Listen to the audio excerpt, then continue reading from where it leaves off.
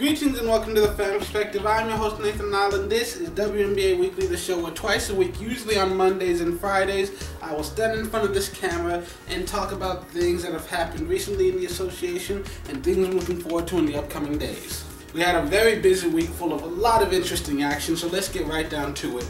On Friday, Delle Donne misses the game because of a groin injury, and Minnesota completely dominates. The Indiana Fever, they may not be completely undefeated anymore, but they still play much better at home than on the road. They were able to hold home court against Seattle. They come away with a win. And then you have Alana Beard getting to 600 career steals. You have Nneka and Candice combining for over 50 points in the game. LA looked like they were in control all the way, but then Dallas just has a huge fourth quarter surge, and they managed to sneak away with a really strong win.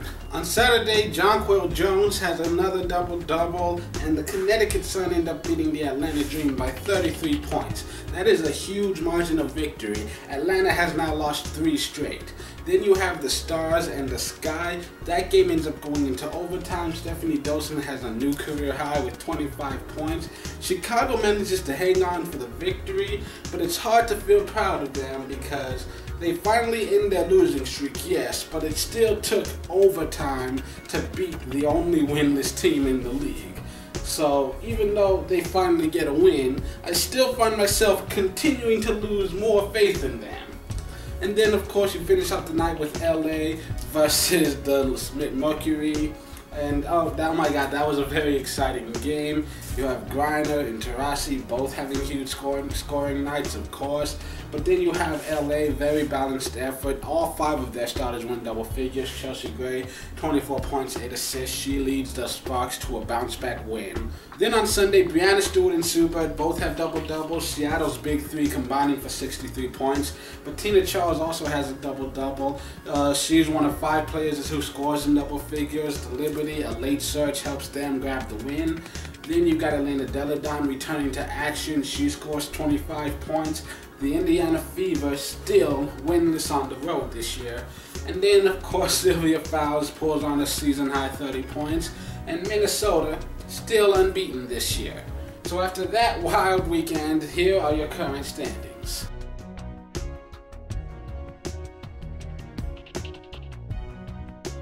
So yeah, it's still a long season, but we're almost a third of the way through, and the picture is becoming more and more clear with every game played.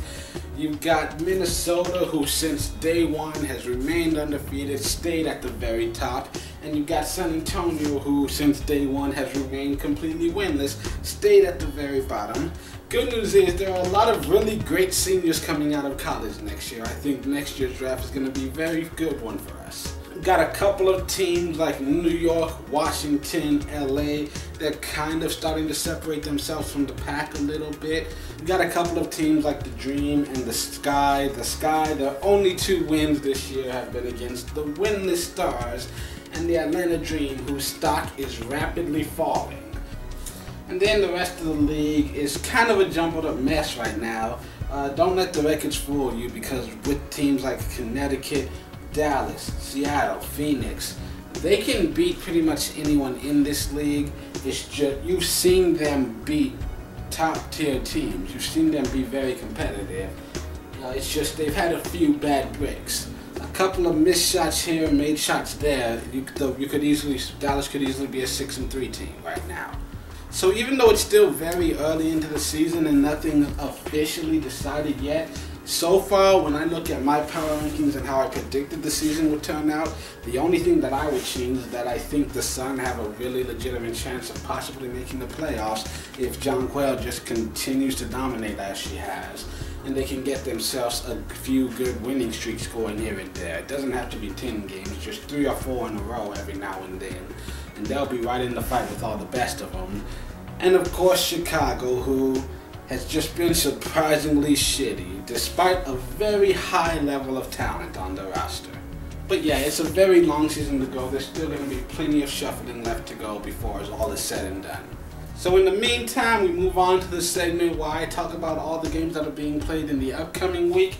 As always, I will tell you which ones are being broadcast nationally, and for the rest, be sure to check your local listings, or you can catch every single one of these games on WNBA League Pass. And don't forget that every time I say will be Eastern Standard Time, so make sure you adjust for your time zone.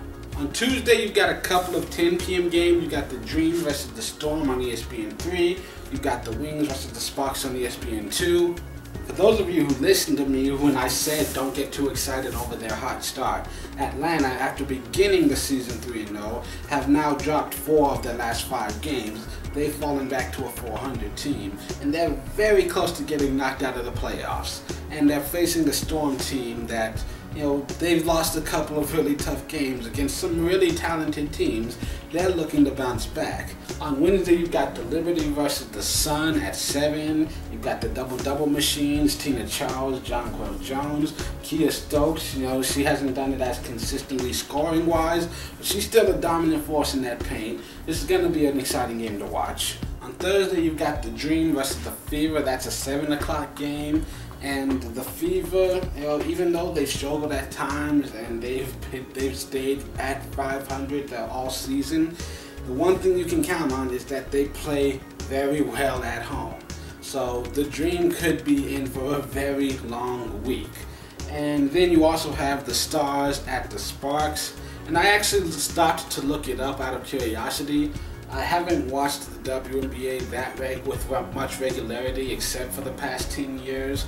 And so I just barely missed out on this thing. According to the internet, feel free to fact check me, but according to my research, the longest losing streak in WNBA history to start a season was in 2008 when the Atlanta Dream lost the first 17 games of the regular season. So I have no problem right now believing the Stars could match or even beat that. I'm not looking forward to it. I'd love it if they could prove me wrong. Now let's get some wins together. But it's hard to expect great things from them right now, especially when they have a lot of good teams on their schedule. So that's it for this edition of WNBA Weekly. Tune in on Friday for another all-new episode. And until then, this has been the Fan Perspective. I'm your host, Nathan Lyle. Hope you have a great week.